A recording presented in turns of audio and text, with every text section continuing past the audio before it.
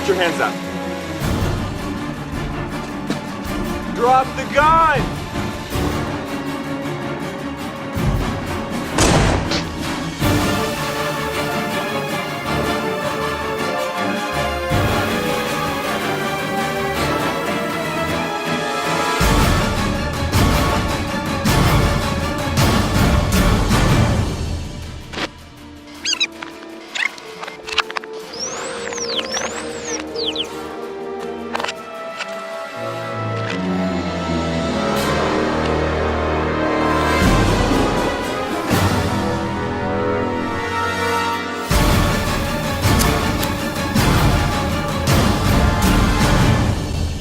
The 18th Amendment, which was ratified in 1919, right after World War I, brought in Prohibition, which banned the sale and manufacture of alcohol in the United States. It lasted until 1933, and really is the reason that the 1920s is known as the Roaring Twenties.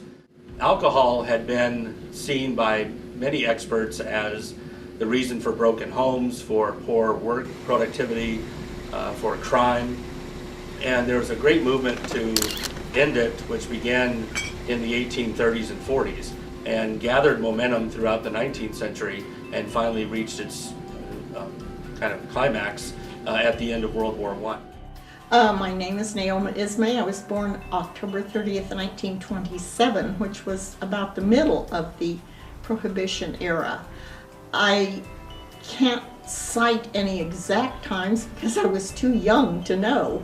But I can remember my parents talking about the many things that they did during Prohibition, and one of them was my father and the man who lived across the driveway from us. I grew up on an orange grove, and the man who lived across the driveway and a couple of neighbors went across the road from our house and helped themselves to a lot of pomegranates and decided they would make pomegranate wine. And they had different kinds of 4x4 posts that they used to crush the pomegranates.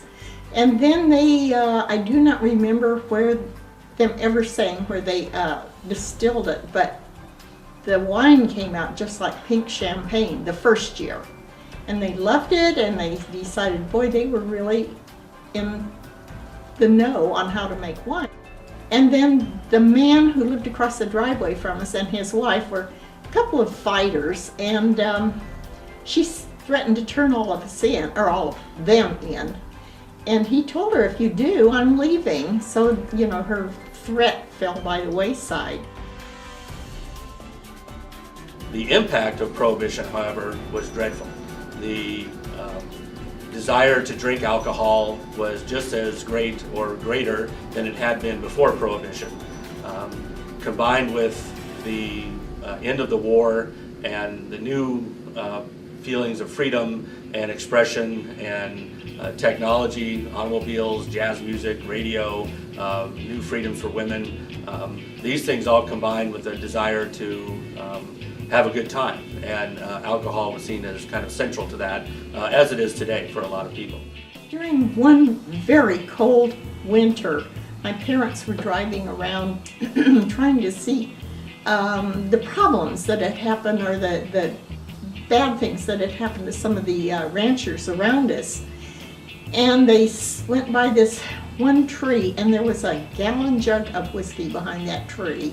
And you bet, boy, they stopped the car and backed up. It was an old 30-something Chevy at the time, 32, I think. And they backed that old car up and picked up the whiskey and called in all the neighbors, and they had a very nice time. During Prohibition, if people wanted alcohol, they made it themselves. And if they were careful, they had good alcohol. We had neighbors who made red wine, which was very good. The detrimental effects of Prohibition included organized crime, which really makes its first appearance in the United States in the 1920s, supplying the alcohol. There was a general feeling that Prohibition by the end of the 20s and into the 1930s was impossible to enforce. Too many people wanted to drink, the government didn't have enough resources to stop it, and with the onset of the Great Depression, the lack of tax revenue was hurting the government's ability to deal with the Depression. And the feeling was, if you taxed it and you could control it, and thereby, by making it legal, it would increase tax revenue and decrease lawlessness and decrease the impact of organized crime.